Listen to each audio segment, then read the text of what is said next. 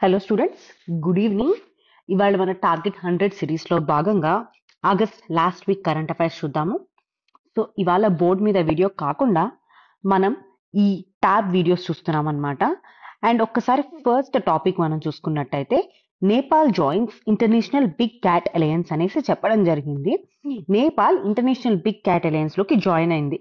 So first of all ఈ international big cat alliance అనే దేని గురించి అంటే వరల్డ్ వైడ్ గా ఉన్నటువంటి బిగ్ క్యాట్స్ ఉంటాయి కదా, వాటిని కన్జర్వ్ చేయడానికి అండ్ దాంతో పాటు ప్రొటెక్ట్ చేయడానికి తీసుకొచ్చింది.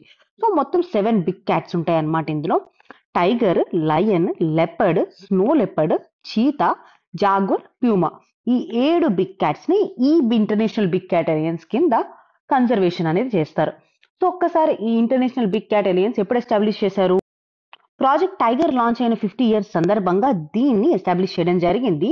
దీని హెడ్ క్వార్టర్స్ ఇండియాలో ఉంటుందన్నమాట. దీని nodal agency international big cat alliance కి ఇండియాలో వచ్చేటప్పటికి ఎన్టీసీఏ అంటే national tiger conservation authority and ministry of environment and forest climate change కింద ఈ ఎన్టీసీఏ అనేది పనిచేస్తుంది. సో ఓవరాల్ గా ఈ కన్జర్వేషన్ కొలాబరేషన్ ఇది ఒక గ్లోబల్ ప్లాట్ఫామ్ లాగా ఉంటుంది. ఫండింగ్ అండ్ టెక్నికల్ సపోర్ట్ ఇస్తుంది అండ్ దాంతో పాటు knowledge sharing and repository services provide చేస్తుంది ఈ ఇంటర్నేషనల్ బిగ్ క్యాట్ అలయన్స్. ఇది one of the most important. మీరు కామెంట్ సెక్షన్ లో ఇంటర్నేషనల్ బిగ్ క్యాట్ అలయన్స్ లో ఎన్ని కంట్రీస్ ఉంటాయి అనే విషయం చెప్పండి. If you're liking this video కానీ కాంటెంట్ కానీ please like it and also share it. Next వచ్చేటప్పటికి స్మార్ట్ సిటీ ఇండెక్స్. ఇక్కడ మనం చూసుకున్నట్టయితే స్మార్ట్ సిటీ ఇండెక్స్ 2025 అనేది లాంచ్ చేయడం జరిగింది. సో ఇది ఎవరు రిలీజ్ చేస్తారు? ఐఎండి వాళ్ళు రిలీజ్ చేస్తారనమాట. అంటే ఎవరు అంటే international institute for management development అని చెప్పేసి వీళ్ళు ఈ స్మార్ట్ సిటీ ఇండెక్స్ ని రిలీజ్ చేయడం జరుగుతుంది. అండ్ ఇక్కడ మనం చూసుకున్నట్టయితే ఫస్ట్ స్మార్ట్ సిటీ అంటే ఏంటి? ఇది ఒక అర్బన్ సెట్టింగ్, అంటే అర్బన్ ఏరియా, అందులో టెక్నాలజీ యూజ్ చేసి ఈ అర్బనైజేషన్ యొక్క బెనిఫిట్స్ ఇంప్రూవ్ చేయడము అండ్ దాంతో పాటు అర్బనైజేషన్ లో ఉన్నటువంటి డ్రాబ్యాక్స్ ఉంటాయి కదా, వాటిని మిటిగేట్ చేసేదే ఈ smart city. So first of all ఈ స్మార్ట్ సిటీ ఇండెక్స్ కి కొన్ని పారామీటర్స్ ఉన్నాయి. ఏంటివి అంటే health and safety first parameter, రెండోది మొబిలిటీ అంటే మూవ్మెంట్, మూడోది యాక్టివిటీస్, నాలుగోది ఆపర్చునిటీస్ అండ్ ఐదోది గవర్నెన్స్. ఈ 5 స్మార్ట్ సిటీ ఇండెక్స్ యొక్క పారామీటర్స్ ఎవరిస్తారు? IMD international institute for management development వాళ్ళు ఇస్తారనమాట. సో ఒక్కసారి వరల్డ్ మొత్తంలో ఉన్నటువంటి టాప్ 5 స్మార్ట్ సిటీస్ ఏంటి అనేది చూద్దాము. ఫస్ట్ వచ్చేటప్పటికి స్విట్జర్లాండ్ లో ఉన్నటువంటి జ్యూరిచ్, సెకండ్ నార్వేలో ఉన్నటువంటి ఆస్లో, మూడోది వచ్చేటప్పటికి స్విట్జర్లాండ్ లో ఉన్నటువంటి జెనీవా, నాలుగోది దుబాయ్లో ఉన్న యుఏఈలో ఉన్నటువంటి దుబాయ్ అండ్ దాంతో పాటు అబుదాబి, ఇది కూడా యుఏఈలో ఉంది. ఈ టాప్ 5 సిటీస్ గా ఉన్నాయి ఈ స్మార్ట్ సిటీ ఇండెక్స్ లో మనం చూసుకున్నట్టయితే. అండ్ దాంతో పాటు ఇండియాలో టాప్ సిటీస్ ఏంటి అంటే 104 ర్యాంకింగ్ లో ఢిల్లీ ఉంది, 106 లో ముంబై, ఆ తర్వాత 109 లో హైదరాబాద్ అండ్ బెంగళూరు 110 కింద ఉందన్నమాట. ఇండియాలో ఉన్నటువంటి టాప్ 4 సిటీస్ ఇవి ఈ స్మార్ట్ సిటీస్ ఇండెక్స్ కింద. ఇది స్మార్ట్ సిటీస్ ఇండెక్స్ గురించి ఉన్నటువంటి కరెంట్ అఫైర్స్. ఉన్నట్టయితే ఈ Vitara India's global EV hub. ఇక్కడ ఈ విటారా అంటే ఏంటి అంటే రీసెంట్ గా పిఎం మోడీ గారు made in India battery electric vehicle ని ఒకటి లాంచ్ చేశారు. ఇదే ఈ విటారా. సో అండ్ దాంతో పాటుగా హైబ్రిడ్ బ్యాటరీ ఎలక్ట్రోడ్స్ ప్లాంట్ ఉంటాయి కదా, అది గుజరాత్ లో ఇనాగ్రేట్ చేయడం జరిగింది. సో అదే ఇండియా యొక్క గ్లోబల్ ఈవీ హబ్. ఈ విటారా అంటే ఏంటి? బ్యాటరీ ఎలక్ట్రిక్ వెహికల్ అన్నమాట, ఇండియాలో తయారైనటువంటిది. సో పిఎం మోడీ గారు ఈ విటారాని ఫ్లాగ్ చేయడం జరిగింది. అండ్ దాంతో పాటు మారుతి సుజుకి యొక్క first global strategic EV hub అన్నమాట. ఇది హన్సల్పూర్ అహ్మదాబాద్ లో లాంచ్ చేయడం జరిగింది. And the made in India battery electric vehicles ఉంటాయి కదా, వాటిని తయారు చేయడానికి అండ్ దాంతో పాటు మోర్ దెన్ 100 కంట్రీస్ కి దీన్ని ఎక్స్పోర్ట్ చేస్తారనమాట వీళ్ళు ఈ హబ్ నుంచి. యూరప్, జపాన్ ఇలాంటి పెద్ద పెద్ద కంట్రీస్ కి ఎక్స్పోర్ట్ చేస్తూ ఉంటారు. అండ్ ఇండియా సుజుకి యొక్క మ్యానుఫ్యాక్చరింగ్ హబ్ ఈవీస్ కి ఇక్కడే పెట్టారు. అండ్ దాంతో పాటు ప్రధాన మంత్రి గారు TDS lithium ion battery plant ని కూడా ఇక్కడ ఎస్టాబ్లిష్ చేయడం జరిగిందనమాట. టీడీఎస్ అంటే తోషిబా డెన్సో సుజుకి వాళ్ళ ముగ్గురిది కలిపేసేసి. అండ్ దాంతో పాటు మనం చూసుకున్నట్టయితే ఆత్మనిర్భర్ భారత్ కింద కూడా హైబ్రిడ్ బ్యాటరీ ఎలక్ట్రిక్ ప్రొటెక్షన్ కి మనం ముందుగా చేయూతనివ్వడం జరుగుతుంది. సో ఇది ఈ విటారా గురించి ఉన్నటువంటి కథ. నెక్స్ట్ వచ్చేటప్పటికి గణేష్ చతుర్థి జరిగింది ఈ వీక్ లోనే. అసలు ఈ గణేష్ చతుర్థి ఎలా ఆరిజినేట్ అయింది? సో ఫస్ట్ ఆఫ్ ఆల్ 1894 మేలో మనం చూసుకున్నట్టయితే ఆ టైంలో పూణే ఒక గవర్నర్ అయినటువంటి జిఆర్సి హారిస్ గారు రిలీజియస్ ప్రొసెషన్స్ ఉంటాయి కదా, వాటిల్లో మ్యూజిక్ అనేది రెగ్యులేట్ చేయాలి అని చెప్పడం జరిగింది. ఆ తర్వాత కూడా మనం చూసుకున్నట్టయితే ధ్యానోబా తుకారాం పాల్కి దర్గా దగ్గర కమ్యూనల్ టెన్షన్స్ వచ్చాయి. సో ప్రెస్ మొహరం పార్టిసిపేషన్ ని తగ్గించమని చెప్పేసి ఆ తర్వాత కొన్ని రిపోర్ట్స్ కూడా చేసిందనమాట. సో ఫర్దర్ గా ఇక్కడే మొదటిసారిగా ఈ హిందూ ఫెస్టివల్స్ గురించి ఒక మూవ్ అనేది వచ్చింది. September 13th 1984 first time public Ganesh Idol processions and దాంతోపాటు ఇమోషన్స్ ఇవన్నీ పూనాలో చేశారనమాట. ఇక్కడ మనం చూసుకున్నట్టయితే ఇందులో లోకమాన్య తిలక్ గారి రోల్ చాలా ఇంపార్టెంట్. ఈయన రాసినటువంటి కేసరి అండ్ దాంతోపాటు మహారథ అనేటటువంటి న్యూస్ పేపర్స్ ఉన్నాయి కదా, ఇది గణపతి ఫెస్టివల్ ఒక సోషియో కల్చరల్ ఫెస్టివల్ గా దీన్ని ముందుకు తీసుకెళ్లడం జరిగింది. అండ్ దాంతో పాటు national unity, national identity, common culture ని అడ్వకేట్ చేశారు వీళ్ళు. అండ్ 1895 ఈయన కేసరి అనే editorial nation require common laws, language and shared culture అని చెప్పడం జరిగింది. సో ఈ గణేష్ ఫెస్టివల్ ఏదైతే ఉందో అన్ని క్యాస్టెస్ కి మాస్ పార్టిసిపేషన్ ద్వారా ముందుకు తీసుకెళ్లాలన్న ఆలోచనతో తీసుకొచ్చారు. వచ్చేటప్పటికి ఇస్రో ఇంటిగ్రేటెడ్ డ్రాప్ టెస్ట్ అనేది చేసిందనమాట. ఎందుకు? గగన్యాన్ మిషన్ కోసము. ఇంటిగ్రేటెడ్ డ్రాప్ టెస్ట్ అంటే మొత్తం మనకు గుర్తుండకపోయినా బేసిక్ గా పారాషూట్ ఉంటుంది కదా, పారాషూట్ డిప్లాయ్మెంట్ చేసినటువంటి టెస్ట్ ఇది. ఇంతవరకు గుర్తుపెట్టుకోవాలి. ఇక్కడ ఏంటి అంటే పారాషూట్ పైనుంచి ఏదైనా సరే డ్రాప్ చేస్తున్నప్పుడు పారాషూట్ రికవరీ సిస్టమ్ ఉంటుంది కదా, రికవరీ సిస్టమ్ ని ఇక్కడ వీళ్ళు టెస్ట్ చేస్తారనమాట. అసలు పారాషూట్ మీద రిలయబిలిటీ ఉండొచ్చా అనే విషయం మీద. అండ్ గగన్యాన్ లో మనం స్పెసిఫిక్ గా చూసుకున్నట్టయితే ఆస్ట్రోనట్స్ ని పై నుంచి కిందకి పారాషూట్ ద్వారా కిందకి దించాల్సి ఉంటుంది కదా. సో పారాషూట్స్ రిలయబిలిటీ టెస్ట్ చేసినటువంటి టెస్ట్ ఇది. అదే integrated air drop test, IADT-01 అని పిలుస్తారు. సో ఇక్కడ ఎయిర్ డ్రాప్ జరుగుతుంది. ఎయిర్ డ్రాప్ జరిగిన తర్వాత కొన్ని మాన్యూవర్స్ ద్వారా క్లియర్ గా ల్యాండింగ్ అనేది జరుగుతుంది అనమాట పారాషూట్ కి. అండ్ ఇక్కడ మనం చూసుకున్నట్టయితే మేజర్ సిగ్నిఫికెన్స్ ఏంటి అంటే మనం గగన్యాన్ తీసుకురాబోతున్నాం కదా, హ్యూమన్ క్రూ ఉన్నటువంటి గగన్యాన్ కిందకి ల్యాండ్ అవడానికి యూజ్ అయ్యేటటువంటి టెస్ట్ ఇది. అండ్ దాంతో పాటు అన్క్రీవ్డ్ మిసైల్స్ మిషన్స్ ఉంటాయి కదా, ఆ మిషన్స్ కూడా ఇది ముందుకు తీసుకెళ్లగలరు. నెక్స్ట్ మనం చూసుకున్నట్టయితే archaeological survey of India recent గా న్యూస్ లో ఉంది. ఒక్కసారి మనం చూసుకుంటే దీన్ని 1861 లో సర్ అలెగ్జాండర్ కనింగ్హామ్ గారు ఎస్టాబ్లిష్ చేయడం జరిగింది. ఈయన్నే ఫాదర్ ఆఫ్ ఇండియన్ ఆర్కియాలజీ అని కూడా పిలుస్తామన్నమాట. ఇది మినిస్టర్ ఆఫ్ కల్చర్ కింద ఉంటుంది. అండ్ దీని యొక్క హెడ్ వచ్చేటప్పటికి డైరెక్టర్ జనరల్ ఆఫ్ ఆర్కియాలజీగా ఉంటారు. దీని head quarters New Delhi. And 36 regional circles ఉంటాయి ఇండియాలో. అండ్ దాంతో పాటుగా వీటిలో స్పెషలైజ్డ్ వింగ్స్ కూడా ఉంటాయి అన్నమాట. ఈ ఆర్కియలాజికల్ సర్వే ఆఫ్ ఇండియాకు ఉన్నటువంటి లీగల్ బేసిస్ ఏంటి అంటే AMASR యాక్ట్ 1985, అంటే ancient monuments and archaeological sites and remains act అని పిలుస్తారు. దీని యొక్క ఫంక్షన్స్ వచ్చేటప్పటికి ఏదైనా సైట్ ఉందనుకోండి, దాని ఎక్స్ప్లోరేషన్, ఎక్స్కవేషన్, దాంతో పాటు దాని యొక్క ప్రొటెక్షన్, కన్జర్వేషన్, రీసెర్చ్ అండ్ దాంతో పాటు యునెస్కో యొక్క కోఆపరేషన్ కూడా ఉంటుంది. దీనికి యునెస్కోతో పాటు కోఆపరేట్ చేస్తారు. నెక్స్ట్ వచ్చేటప్పటికి ఫిజీ. రీసెంట్ గా ఫిజీ మనకి న్యూస్ లో ఉంది. ఇక్కడ మనం చూసుకున్నట్టయితే ఆస్ట్రేలియాకి ఈస్ట్ వైపుగా ఈ ఫిజీ అనేది ఉంటుందన్నమాట. సోవరిన్ ఐలాండ్ ఇది మెలనీషియాలో. దాదాపు సౌత్ పసిఫిక్ ఓషన్ లో ఉంటుంది. East to that of Australia and north to that of అంటే న్యూజిలాండ్ కి కొంచెం నార్త్ ఈస్ట్ లో ఉంటుంది అనమాట. కోరో సీ అని చెప్పేసి సీ ద్వారా సరౌండ్ అయిపోయి ఉంటుంది. ఏంటది? కోరో సీ. అండ్ ఇంకా దాంతో పాటు దీని క్యాపిటల్ వచ్చేటప్పటికి సువా. దాదాపు 330 ఐలాండ్స్ ఉంటాయి. దాని 500 ఐలెట్స్ ఉంటాయి అనమాట. ఆఫ్ కోర్స్ 10 మాత్రమే ఇన్హాబిట్ చేయగలుగుతాము, మిగతావన్నీ నార్మల్ వే ఉంటాయి. అండ్ మనకి దీని ఒక ఆరిజిన్ వాల్కానిక్ ఆరిజిన్. అండ్ ఇక్కడ జియోథర్మల్ యాక్టివిటీ అనేది కన్సిస్టెంట్ గా చూడొచ్చు. ఇక్కడ పాపులేషన్ చూసుకున్నట్టయితే ఆస్ట్రోనేషియన్ అండ్ దాంతోపాటు మెలనీషియన్ కలగలిపినటువంటి పాలినేషియన్ ఇన్ఫ్లుయెన్స్ ఉన్నటువంటి పాపులేషన్. నెక్స్ట్ మనం చూసుకున్నట్టయితే national organ and tissue transplant organisation వాళ్ళు కొన్ని గైడ్ లైన్స్ ఇచ్చారు. ఏంటి అంటే ఉమెన్ డోనర్స్ ఉంటారు కదా, ఆర్ ఉమెన్ పేషెంట్స్ ఉంటారు కదా, సో ఫస్ట్ వాళ్ళకే డొనేషన్ కనుక జరిగితే వాళ్ళకి ఫస్ట్ ప్రిఫరెన్స్ ఇచ్చేటట్టుగా. సో ఒక్కసారి national organ and tissue transplant organisation గురించి చూసుకుంటే దీన్ని 2014 లో ఎస్టాబ్లిష్ చేయడం జరిగింది. యాక్ట్ ఏంటి అంటే transplantation of human organs and tissues act 1994 కింద దీన్ని ఎస్టాబ్లిష్ చేశాము. ఏ మినిస్ట్రీ కింద ఉంటుంది? Ministry of health and family welfare. దీని హెడ్ క్వార్టర్స్ వచ్చేటప్పటికి సదఫర్ జంగ్ హాస్పిటల్ న్యూఢిల్లీలో ఉంటుంది. దీని chairperson director general of health sciences గా ఉంటారు. సో ఫస్ట్ ఆఫ్ ఆల్ దీని యొక్క స్ట్రక్చర్ చూస్తే నేషనల్ నెట్వర్క్ డివిజన్ ఉంటుంది అనమాట. ఆర్గన్ డోనర్స్ ఎవరైతే ఉంటారో, డొనేషన్స్ ఏవైతే జరుగుతున్నాయో దాని యొక్క సెంట్రల్ రిజిస్ట్రీ అది. దాని తర్వాత నేషనల్ బయోమెటీరియల్ సెంటర్ అని ఉంటుంది. ఇది టిష్యూ బ్యాంకింగ్ కోసం యూజ్ చేస్తారు. అండ్ ROTTOs అండ్ SOTTOs అంటే ఏంటి అంటే రీజనల్ లెవెల్లో, స్టేట్ లెవెల్లో ఉన్నటువంటి organ and tissue transplant organisations ఇవి. అండ్ ఇది ఒక నేషనల్ డేటాబేస్ ఉంటుంది. అండ్ దాంతో పాటు ఆర్గాన్స్ ఎవరికి వెళ్ళాలి అనేది ట్రాన్స్పరెంట్ గా ఎలక్ట్ చేస్తారు.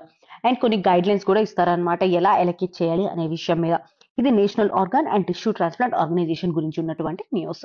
చూసుకున్నట్టయితే సెబీ రెగ్యులేటెడ్ వెన్యూని ప్రపోజ్ చేసింది. ఫస్ట్ ఆఫ్ ఆల్ ఇది సెబీ 2025 లో ఈ రెగ్యులేటెడ్ వెన్యూని ప్రపోజ్ చేసింది. ఎందుకని చెప్పేసి ప్రపోజ్ చేసింది అంటే ఫస్ట్ థింగ్ ఏంటి అంటే ఇప్పుడు IPOs ఉంటాయి, అంటే ఇనిషియల్ పబ్లిక్ ఆఫరింగ్స్ అంటారు. ఇది ఎప్పుడు ఇస్తారు? ఒక కంపెనీ దాని యొక్క షేర్స్ ని ఫస్ట్ టైం మార్కెట్ లో లిస్ట్ చేస్తున్నప్పుడు దాన్ని ఐపీఓ అంటారనమాట. దాని యొక్క ఇనిషియల్ పబ్లిక్ ఆఫరింగ్. ఇప్పుడు జొమాటో ఉంది. Zomato first time initial public offering కింద ఐపీఓకి వచ్చిందనమాట. అంటే ఫస్ట్ టైం వాళ్ళు స్టాక్ మార్కెట్ లోకి ఎంటర్ అయ్యారు షేర్స్ ఇస్తూ. సో దాన్ని మనం ఐపీఓ అంటాము. సో ఈ ఐపీఓ చాలా వరకు చూసుకున్నట్టయితే ఇన్ఫార్మల్ గా అన్రెగ్యులేటెడ్ మార్కెట్ లో ఉంటాయన్నమాట. దాన్ని గ్రే మార్కెట్ అని పిలుస్తారు. సో దీనివల్ల ప్రాబ్లమ్స్ ఏంటి అంటే ప్రైసింగ్ మార్కెట్ లో లేకుండా అన్అఫిషియల్ గా జరిగితే ఎక్కువ ఉండొచ్చు, తక్కువ ఉండొచ్చు. అండ్ దాంతోపాటు ప్రైసింగ్ ట్రాన్స్పరెన్సీ ఉండదు. అండ్ గవర్నమెంట్ కూడా టాక్సేషన్ ఉంటుంది కదా, అందులో కూడా లాస్ ఉంటుంది అనమాట. సో ఇదేంటి అంటే ఇప్పుడు రెగ్యులేటెడ్ వెన్యూ అంటే ఇది ఒక formal SEBI regulated platform. Specific గా అన్లిస్టెడ్ కంపెనీస్ ఐపీఓకి రాకముందు వాటి యొక్క షేర్స్ ట్రేడ్ అవుతూ ఉంటాయి కదా, దానికోసం తీసుకొచ్చినటువంటిది. ఆబ్జెక్టివ్ ఏంటి అంటే దీనిది ఫేర్ ప్రైస్ డిస్కవరీ ఉండాలి, ట్యాక్స్ కంప్లైంట్స్ ఉండాలి, దాంతోపాటు ఇన్వెస్టర్స్ యొక్క ప్రొటెక్షన్ అండ్ మార్కెట్ ఇంటిగ్రిటీని స్ట్రెంథెన్ చేయాలి. సో ఓవరాల్ గా ఈ సెబీ ఒక మూవ్ వల్ల వచ్చే అడ్వాంటేజెస్ ఏంటి అంటే గ్రే మార్కెట్ లోకి వెళ్లకుండా, అంటే ఏదైతే illegal market or unregulated informal market ఉంది కదా, సో ఆ మార్కెట్ లోకి వెళ్లకుండా షేర్స్ లీగల్ మార్కెట్స్ లోకి వస్తాయి. దాంతోపాటు గవర్నమెంట్ రెవెన్యూ టాక్సేషన్ ద్వారా పెరుగుతుంది, ఇన్వెస్టర్ కాన్ఫిడెన్స్ పెరుగుతుంది, గ్లోబల్ మార్కెట్ ప్రాక్టీసెస్ తో పాటు ఇది అలైన్ అవుతుంది. నెక్స్ట్ మనం చూసుకున్నట్టయితే ప్రాజెక్ట్ ఆరోహన్. ఇది స్టార్ట్ చేసింది national highway authority of India. Vertis infrastructure trust వాళ్ళ ఒక కొలాబరేషన్ తో దీన్ని స్టార్ట్ చేశారు. సో దీని ఒక మేజర్ ఉద్దేశం ఏంటి అంటే టోల్ ప్లాజా వర్కర్స్ ఉంటారు కదా, వాళ్ళ పిల్లలకి ఎడ్యుకేషన్ అండ్ మెంటర్షిప్ ప్రొవైడ్ చేయడము. సో కవరేజ్ ఎంత మందికి ఇస్తారు? 500 మంది స్టూడెంట్స్ కి ఇస్తారనమాట. క్లాస్ 11 నుంచి గ్రాడ్యుయేషన్ వరకు 12,000 రూపాయలు స్కాలర్షిప్ గా ఇస్తారు వీళ్ళకి. అండ్ హైయర్ స్టడీస్ లో 50 స్టూడెంట్స్ ని తీసుకుంటారు, అంటే పీజీ అండ్ పీజీ పైన వరకు.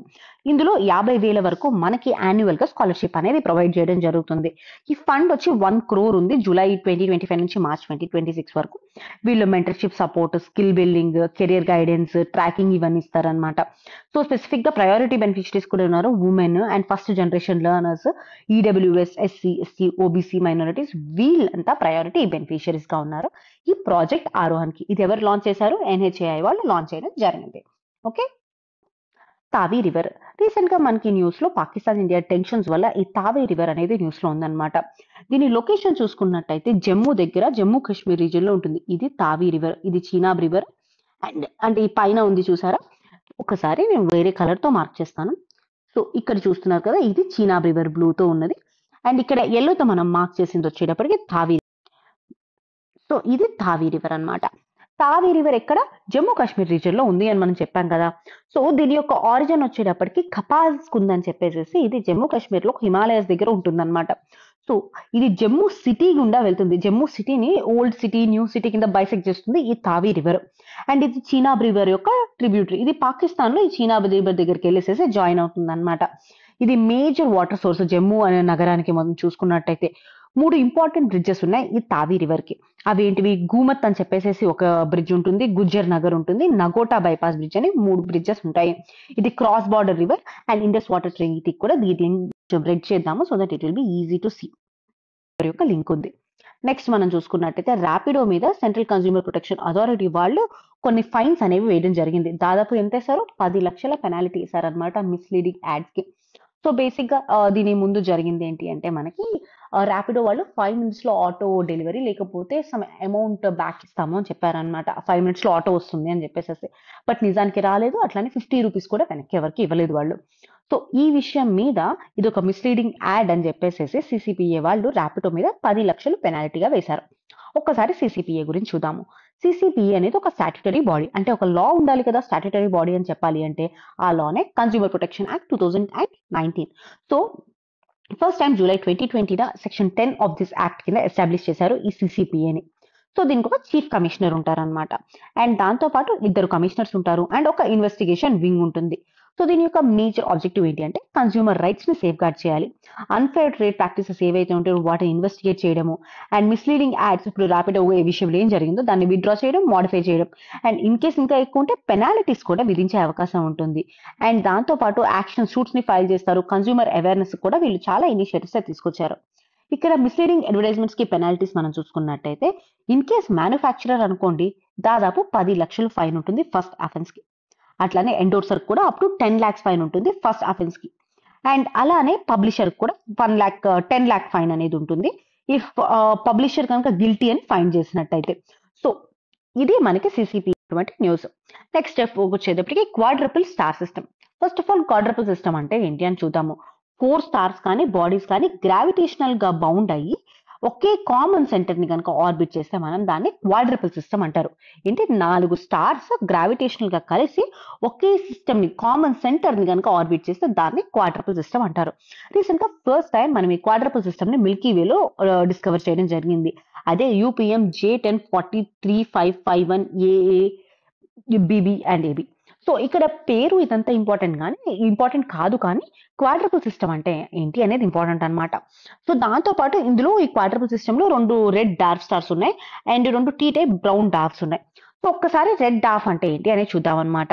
సో రెడ్ డార్క్ అంటే ఏంటి అంటే లో మాస్ ఉన్నటువంటి స్టార్స్ ఇవి హైడ్రోజన్ ఫ్యూజన్ ని సస్టైన్ చేస్తూ ఉంటాయి. బ్రౌన్ డార్క్ అంటే ఏంటి, అసలు స్టార్ లాగా ఫామ్ అవ్వలేకుండా ఉన్నటువంటి వాటిని బ్రౌన్ డార్క్స్ అంటారు. వీటిని ఫెయిల్డ్ స్టార్స్ అని కూడా పిలుస్తారు అనమాట. సో ఇక్కడ మనం చూసుకున్నట్టయితే ఈ రెడ్ డార్క్ యొక్క మాస్ వచ్చేటప్పటికి ప్లానెట్ కి స్టార్స్ కి మధ్యలో ఉంటుంది అండ్ ఇది ఫస్ట్ స్టార్స్ లాగా ఫామ్ అవుతాయి, కానీ ఈ హైడ్రోజన్ ఫ్యూజన్ ని కంప్లీట్ గా సస్టైన్ చేయలేకపోతాయి అనమాట. సో వీటి యొక్క అట్మాస్ఫియర్ చూస్తే మనకి జూపిటర్, సాటర్న్ ఏదైతే గ్యాస్ జైంట్స్ ఉంటాయో వాటి అట్మాస్ఫియర్ లాగానే ఉంటుంది. అండ్ దాంతోపాటు ఇవి చాలా హార్డ్ టు డిటెక్ట్, ఎందుకంటే చాలా కోల్డ్ గా ఉంటాయి అండ్ దాంతోపాటు ఫెయింట్ ఉంటుంది అనమాట దీని లైట్. సో విజిబుల్ లైట్ చాలా తక్కువగా ఉంటుంది. అండ్ సిగ్నిఫికెన్స్ వచ్చేటప్పటికి మనకి first system 2 brown dark stars and 2 stars red stars మనకు కనిపించినటువంటిది and which is very rare to see. So ఇంతవరకు మనం గుర్తుపెట్టుకుంటే సరిపోతుంది. సైన్స్ హబ్ అనేటటువంటి ఒక మ్యాగజైన్ ని బ్యాన్ చేయడం జరిగింది. సో ఎందుకని అంటే సైన్స్ హబ్ చాలా కాపీరైట్ ఇష్యూస్, ఇన్ఫ్రింజ్మెంట్స్ ఉన్నాయని చెప్పేసి. సో ఇదే పాయింట్ ఆఫ్ టైమ్ లో వన్ నేషన్ వన్ సబ్స్క్రిప్షన్ కూడా మనకి న్యూస్ లో ఉందన్నమాట. ఈ సైన్స్ హబ్ అనేది చూసుకున్నట్టయితే అలెగ్జాండర్ అండ్ బ్రాక్విన్ అనే అతను ఫౌండ్ చేయడం జరిగింది. మిలియన్స్ ఆఫ్ రీసెర్చ్ పేపర్స్ యొక్క ఫ్రీ రిపాజిటరీ ఇది. సో బేసికలీ కాపీరైట్ ఇన్ఫ్రింజ్మెంట్ అనే పేరుతో దీన్ని బ్యాన్ చేశారు. ఒకసారి one nation one subscription scheme చూసుకున్నట్టయితే దాదాపు 6,000 కోట్ల అవుట్లే తో గవర్నమెంట్ ఆఫ్ ఇండియా తీసుకొచ్చింది. సో ఇదేంటి అంటే scientific data and scientific publications ఉంటాయి కదా, అన్ని యూనివర్సిటీస్ కి కాలేజెస్ కి యూనివర్సల్ గా లీగల్ గా యాక్సెస్ ఉండాలి. సో గవర్నమెంట్ ఒక సబ్స్క్రిప్షన్ పే చేస్తుంది అనమాట పబ్లిషర్ కి. సో దీని యొక్క కవరేజ్ ఫస్ట్ 2 ఫేజుల్లో చేస్తున్నాం. ఫస్ట్ ఫేజ్ వచ్చి పబ్లిక్ ఇన్స్టిట్యూషన్స్ కి, యూనివర్సిటీస్ కి ఇస్తారు. రెండో ఫేజ్ లో ప్రైవేట్ ఇన్స్టిట్యూషన్స్ కి ఇస్తారు. ప్రస్తుతానికి ఫేజ్ 1 నడుస్తుంది. అండ్ సో దీని వల్ల ఏంటి అంటే ఇండియా నాలెడ్జ్ పరంగా అండ్ కాపీరైట్ లాస్ పరంగా ఇంకా ముందుకెళ్తుంది ఇండియాలో అని. Next digital service taxes. ఇక్కడ మనం చూసుకున్నట్టయితే అసలు డిజిటల్ సర్వీసెస్ ట్యాక్సెస్ అంటే ఏంటి? సో ఇక్కడ ట్యాక్స్ అనేది డిజిటల్ సర్వీసెస్ మీద వేస్తారనమాట. ఇప్పుడు ఆన్లైన్ యాడ్స్ ఉంటాయి అండ్ డిజిటల్ మార్కెట్ ప్లేసెస్ ఉంటాయి, అంటే అమెజాన్ లాంటివి. సో ఈ సర్వీసెస్ ప్రొవైడ్ చేస్తున్నందుకు ఆ సర్వీస్ చేసినటువంటి వాళ్ళ మీద వేసేటటువంటి tax digital services tax. So ఈ ట్యాక్స్ అనేది యూజర్ యొక్క లొకేషన్ బేస్ చేసి ఉంటుంది అనమాట, కంపెనీ హెడ్ క్వార్టర్ కాకుండా. ఇప్పుడు అమెజాన్ హెడ్ క్వార్టర్స్ వేరే చోటు ఉంటాయి, బట్ కానీ మనం వాడేది ఎక్కడ ఇండియాలో వాడుతున్నాం అనుకోండి, యూజర్ లొకేషన్ బేస్ చేసుకుని ఈ డిజిటల్ సర్వీసెస్ ట్యాక్స్ ఆ ప్లాట్ఫామ్ మీద వేయడం జరుగుతుంది. సో దాని వల్ల ఏమవుతుంది అంటే గ్లోబల్ డిజిటల్ ఫర్మ్స్ ఉంటాయి కదా, అంటే గ్లోబల్ గా అన్ని కంట్రీస్ కి వీళ్ళు డిజిటల్ సర్వీసెస్ ఇస్తూ ఉంటారు. సో ఫేర్ టాక్సేషన్ అనేది ఆ పర్టికులర్ గవర్నమెంట్ కి వస్తూ ఉంటుంది అనమాట. వాళ్ళ యొక్క ఫిజికల్ ప్రెసెన్స్ లేకపోయినా సరే రెవెన్యూ ఎర్న్ చేస్తూ ఉంటారు కదా మన కంట్రీస్ నుంచి. సో అయినా సరే మన కంట్రీస్ నుంచి రెవెన్యూ ఎర్న్ చేస్తున్నందుకు గాను వాళ్ళకి మన కంట్రీ నుంచి టాక్సేషన్ అనేది జరుగుతుంది ఈ డిజిటల్ సర్వీసెస్ ట్యాక్స్ ద్వారా. India and digital services tax యొక్క రెజ్యూమ్ చూసుకున్నట్టయితే 2016 లో మనం ఈక్వలైజేషన్ లెవీ తీసుకొచ్చాము. ఆన్లైన్ యాడ్స్ మీద 6% వస్తుంది. అండ్ ఆ తర్వాత 2020లో ఈ కామర్స్ ఆపరేటర్స్ మీద 2% తీసుకొచ్చారు. ఆ తర్వాత కొంచెం 2% విత్డ్రా చేయడం కూడా జరిగింది. సో ఇండియా ప్రస్తుతానికి OECD యొక్క గ్లోబల్ ట్యాక్స్ ఫ్రేమ్ వర్క్ తో అలైన్ అయి ఉందన్నమాట. సో నెక్స్ట్ మనకి union cabinet approves India's bid for Commonwealth Games 2030. ఇప్పుడు 2030 కామన్వెల్త్ గేమ్స్ ఏవైతే ఉన్నాయో యూనియన్ క్యాబినెట్ అప్రూవ్ చేయడం జరిగింది. సో హోస్ట్ సిటీ అహ్మదాబాద్ గా ఉంది, నరేంద్ర మోడీ స్టేడియం కానీ Sardar Vallabhbhai Patel sports enclave. And India Ahmedabad ని 2036 ఒలింపిక్స్ కూడా క్యాండిడేట్ లాగా చూపిస్తుంది అనమాట. ఒకసారి కామన్వెల్త్ గేమ్స్ చూసుకున్నట్టయితే international multi sport event every 4 years ఒకసారి జరుగుతుంది Commonwealth. 72 nations and territories Commonwealth లో పార్టిసిపేట్ చేస్తాయి. సో దీన్ని ఫస్ట్ ఆఫ్ ఆల్ 1930లో హామిల్టన్ కెనడాలో ఆర్గనైజ్ చేయడం జరిగింది. ఆ టైంలో దీన్ని బ్రిటిష్ ఎంపైర్ గేమ్స్ అని పిలిచేవాళ్ళు. 1954లో ఆ తర్వాత British empire and Commonwealth games అని పిలవడం స్టార్ట్ చేశారు. 1970లో బ్రిటిష్ కామన్వెల్త్ గేమ్స్ అని పిలిచారు. 1978 నుంచి దీన్ని మనం కామన్వెల్త్ గేమ్స్ అని పిలుస్తున్నాము. So first of all India and Commonwealth games యొక్క పార్టిసిపేషన్ చూసుకున్నట్టయితే 1934 లండన్ లో ది ఫస్ట్ టైం పార్టిసిపేట్ చేయడం జరిగింది. అండ్ మనం ఇండియాలో 2010లో కూడా ఒకసారి మనం కామన్వెల్త్ గేమ్స్ ని హోస్ట్ చేశాము. ఓకే, వచ్చేటప్పటికి ఎక్స్పోర్ట్ ప్రమోషన్ మిషన్. సో 2025 నుంచి 31 మధ్యలోకి ఈ ఎక్స్పోర్ట్ ప్రమోషన్ మిషన్ ని అనౌన్స్ చేయడం జరిగింది యూనియన్ బడ్జెట్ లో. సో దాదాపు 2,500 కోట్ల ప్రాజెక్ట్ ఇది. సో దీన్ని లీడ్ చేస్తుంది ఎవరు? డిపార్ట్మెంట్ ఆఫ్ కామర్స్ వాళ్ళు with MSME and finance ministries కలిపి. దీని యొక్క మెయిన్ ఎయిమ్ ఏంటి అంటే ఎక్స్పోర్ట్స్ ఉన్నాయి కదా, ఎక్స్పోర్ట్ గ్రోత్ అనేది ఇంక్లూజివ్ గా ఉండాలి, దాంతోపాటు సస్టైనబుల్ గా ఉండాలి, ఎస్పెషల్లీ ఎంఎస్ఎంఈస్ కి. So better export credit access ఉండాలి, అంటే ఎక్స్పోర్ట్స్ కి క్రెడిట్ అంటే మనీ సదుపాయాలు కల్పించాలి, దాంతోపాటు క్రాస్ బార్డర్ గా ఉన్నటువంటి ఫ్యాక్టరింగ్ చేయగలగాలి, నాన్ టారిఫ్ బ్యారియర్స్ ఏవైతే ఉంటాయో ఎక్స్పోర్ట్స్ కి అడ్డుగా ఉంటాయో వాటిని ట్యాకిల్ చేయాలి. ఇవి ఫోకస్ ఏరియాస్ అన్నమాట. సో ఓవరాల్ గా దీంట్లో 2 సబ్ స్కీమ్స్ ఉంటాయి అన్నమాట. నిర్యత్ ప్రతోషన్ అని చెప్పేసి 10,000+ క్రోర్స్ అయితే, అండ్ దాంతో పాటు నిర్యత్ దిశ అని చెప్పి 14,000+ క్రోర్స్ కి అయితే. సో ఇవి 2 సబ్ స్కీమ్. నెక్స్ట్ మనం చూసుకున్నట్టయితే MiG-21 retirement Indian air force. So MiG-21 అనేది మనం చూసుకున్నట్టయితే one of the oldest service ఉన్నటువంటి ఎయిర్క్రాఫ్ట్, 62 years ఆఫ్ సర్వీస్ ఉంది. సో దీన్ని సోవియట్ యూనియన్ డిజైన్ చేసింది అనమాట. 1963లో దీన్ని ఇంట్రడ్యూస్ చేసుకోవడం జరిగింది. సో మనం ఇంకా చూసుకున్నట్టయితే 1965 వార్ లో కానివ్వండి, 1971 వార్ లో కానివ్వండి, ఢాకా స్ట్రైక్స్ అప్పుడు కానీ, 1989 కార్గిల్ వార్ లో కానివ్వండి, 2014 బాలాకోట్ లో కూడా మనం చూసుకున్నట్టయితే MiG-21 బైసన్. సో ఓవరాల్ గా ఇండియా యొక్క ఎయిర్ ఫోర్స్ తో ఇంపార్టెంట్ రోల్ ప్లే చేసింది MiG-21. అండ్ ఇక్కడ మనం చూసుకున్నట్టయితే కీ ఫీచర్స్ వచ్చి ఇది super sonic jet fighter, world లో మోస్ట్ ప్రొడ్యూస్ అయినటువంటిదే MiG-21 అన్నమాట. అండ్ దాంతో పాటు ఇది డెల్టా వింగ్ ఉంటుంది దీనికి, అండ్ స్పీడ్ అండ్ ఎజిలిటీ కూడా మార్చ్ 2 దాకా ఉంటాయి. And multi role interceptor, ground attack, reconnaissance trainer ఉంటుంది ఇందులో. సో దీన్ని ఫ్లయింగ్ కాఫిన్ అని కూడా పిలుస్తారు, ఎందుకంటే అన్ని సార్లు క్రాష్ అయింది కాబట్టి. And it is also a symbol for courage and Indian Russian defence ties. Okay, మనం చూసుకున్నట్టయితే నెక్రోపాలిటిక్స్ అనే వర్డ్ మనం రీసెంట్ గా చాలా సార్లు వినే ఉంటాము. అయితే ఫస్ట్ ఆఫ్ ఆల్ నెక్రోపాలిటిక్స్ అని చెప్పింది ఎవరు అంటే ఎచ్లీ మెంబే అని చెప్పేసి, ఈయన కెమెరూనియన్ ఫిలాసఫర్ అన్నమాట. 2003 ఎస్ఏలో నెక్రోపాలిటిక్స్ అనే పేరుతో ఇవ్వడం జరిగిందనమాట. అసలు ఏంటి అంటే ఒక పర్సన్ యొక్క సోషల్ అండ్ పొలిటికల్ పవర్ ఉంటుంది కదా, ఈ పవర్ ఉన్నటువంటి పర్సన్స్ ఎవరు చనిపోవాలి, ఎవరు బతకాలి అనే విషయాల మీద తీసుకున్నటువంటి డెసిషన్స్ ని నెక్రోపాలిటిక్స్ అంటారు. So for example, so whose lifes are worth protecting, ఎవరి లైఫ్స్ ఇంపార్టెంట్, ఎవరి లైఫ్స్ ని సాక్రిఫైస్ చేయొచ్చు వీళ్ళ లైఫ్ ని బతకడానికి. సో ఇది డైరెక్ట్ వైలెన్స్ వల్ల కానివ్వండి, వాళ్ళు తీసుకొచ్చే పాలసీస్ వల్ల కానివ్వండి, లేదా వాళ్ళు తీసుకొచ్చేటటువంటి పాలసీస్ వల్ల వచ్చే సైడ్ ఎఫెక్ట్స్ వల్ల వచ్చేటటువంటి కొంతమందికి ఇష్యూస్ వస్తూ ఉంటాయి కదా, సో దీని వల్ల కానివ్వండి, సో ఎవరు బతకాలి అనే విషయం మీద డిసైడ్ చేస్తుండేదే ఈ నెక్రో పాలిటిక్స్ అంటారు. నెక్స్ట్ మనం పిఎం స్వనిధి న్యూస్ లో ఉంది. సో ఇది మనం చూసుకున్నట్టయితే March 31, 2030 వరకు దీని ఎక్స్టెన్షన్ అనేది చేయడం జరిగింది. దాదాపు 7,000 కోట్ల అవుట్లెట్ తో వస్తుంది అనమాట. సో ఫస్ట్ ఆఫ్ ఆల్ దీన్ని 2020లో స్టార్ట్ చేయడం జరిగింది, మనం COVID-19 రిలీఫ్ టైంలో మనం చూసుకున్నట్టయితే. సో ఇది ఏంటి అంటే స్ట్రీట్ వెండర్స్ ఉంటారు కదా, వాళ్ళకి రిలీఫ్ చేయడానికి, వాళ్ళ యొక్క ఫినాన్షియల్ ఇంక్లూజన్ కోసం దీన్ని తీసుకొచ్చారు. ఇది UPI linked rupee credit card ద్వారా ఇవ్వడం జరుగుతుంది. సో దాదాపు 1,600 క్యాష్ బ్యాక్ అనేది వస్తుంది అనమాట డిజిటల్ ట్రాన్సాక్షన్ ఇంప్లిమెంటేషన్ కోసం. అండ్ ఇంకా మనం చూసుకున్నట్టయితే స్ట్రీట్ వెండర్స్ యొక్క entrepreneurship, financial literacy, digital skills ఇవ్వడం జరుగుతుంది. FSSA ట్రైనింగ్ ఇస్తుంది స్ట్రీట్ వెండర్స్ కి. స్వనిధిక సమృద్ధి అని చెప్పేసి మంత్లీ లోక్ కళ్యాణ్ మేళాస్ అనేవి పెడతారనమాట ఈ స్ట్రీట్ వెండర్స్ కి, గవర్నమెంట్ స్కీమ్స్ కింద ఉన్న వాళ్ళకి. సో ఇంకా మనం చూసుకున్నట్టయితే నెక్స్ట్ ఇక్కడ ఈ పిఎం స్వనిధి లోన్ అమౌంట్ అనేది పెంచడం జరిగింది. ప్రీవియస్ గా 10,000 ఉండేది లోన్ అమౌంట్, ఇప్పుడు 15,000 తీసుకొచ్చారు first tranche. And second tranche previous గా 20,000 ఉండేది, ఇప్పుడు 25,000 తీసుకొచ్చారు అనమాట. అండ్ ఇది మేజర్ ఇంపార్టెంట్ ఫీచర్స్ ఈ పిఎం స్వనిధి. నెక్స్ట్ మనం చూసుకున్నట్టయితే ముతువన్ ట్రైబ్. సో రీసెంట్ గా ఒక కన్వెన్షన్ అనేది ఆర్గనైజ్ చేయడం జరిగింది, ఒక 3 day కాన్ఫరెన్స్ అన్నమాట. International day of world indigenous people to protect languages and culture అని చెప్పేసి. సో ఆ టైంలో ఈ ముతువన్ ట్రైబ్ గురించి మనకి న్యూస్ లో ఉంది. సో వీళ్ళు స్పెసిఫిక్ గా ఎక్కడ ఉంటారంటే కేరళ, తమిళనాడు బార్డర్ ఏరియాస్ లో వీళ్ళు ఉంటారు. వీళ్ళనే ముదుగర్స్ అని కూడా పేరుతో పిలుస్తారనమాట. వీళ్ళు ట్రెడిషనల్ మెడిసిన్ యొక్క ఎక్స్పర్ట్స్. స్పెసిఫిక్ గా ట్రెడిషనల్ మెడికల్ నాలెడ్జ్ ప్రిజర్వ్ చేసుకోవడం కానివ్వండి, త్రూ జనరేషన్స్ ఇది పాస్ అవుతుంది. వీళ్ళు యూనిక్ గా ఖానీ సిస్టమ్ అనేటటువంటిది మెయింటైన్ చేస్తారు గవర్నెన్స్ లో. సో ఈచ్ విలేజ్ కి ఒక హెడ్ ఉంటారు, అతనే ఖానీ అని పిలుస్తారు అనమాట. వీళ్ళు యానిమలిస్ట్ అండ్ దాంతోపాటు స్పిరిట్ వర్షిపర్స్, ఫారెస్ట్ గాడ్స్ ని వర్షిప్ చేస్తూ ఉంటారు. వీళ్ళ లైవ్లీహుడ్ చూసుకున్నట్టయితే స్పెసిఫిక్ గా షిఫ్టింగ్ కల్టివేషన్ ప్రాక్టీస్ చేస్తారు. దాన్నే వీరు విరూప కృషి అని పిలుస్తారు అనమాట. ఇంకొకటి food grains, divorce food grains ని వీళ్ళు కల్టివేట్ చేస్తూ ఉంటారు. చూసుకున్నట్టయితే నాసా 29th మూన్, యురేనస్ ఒక 29th మూన్ ని డిస్కవర్ చేయడం జరిగింది. సో జేమ్స్ వెబ్ టెలిస్కోప్ ద్వారా దీన్ని డిస్కవర్ చేయడం జరిగింది. యురేనస్ ఇప్పుడు ఎన్ని మూన్స్ ఉన్నట్టు యురేనస్ కి 29 మూన్స్ ఉన్నాయంటే యురేనస్ కి. మనం చూసుకున్నట్టయితే national bio foundry network. So bio E3 policy కింద నేషనల్ బయో ఫౌండరీ నెట్వర్క్ ని లాంచ్ చేశారు. సో దీని యొక్క టార్గెట్ ఏంటి అంటే బై 2030 300 బిలియన్ బయో ఎకానమీ తీసుకురావాలి అని చెప్పేసి. దీని nodal minister department of biotechnology, minister of science and technology. So ఇదొక 6 ప్రీమియర్ ఇన్స్టిట్యూషన్స్ ఉంటాయి కదా, వాటి యొక్క నెట్వర్క్ అన్నమాట. సో దీని వల్ల బయోటెక్నాలజీ యొక్క రీసెర్చ్ అనేది బాగా పెరుగుతుంది. దాంతో పాటు స్పెసిఫిక్ గా సింథటిక్ బయాలజీ, జీన్ ఎడిటింగ్ మీద ఎక్కువ ఫోకస్ అనేది చేస్తున్నారు అనమాట. రీసెర్చ్ నుంచి మార్కెట్ ట్రాన్సిషన్ కి తీసుకొస్తుంది ఈ బయో E3 పాలసీ.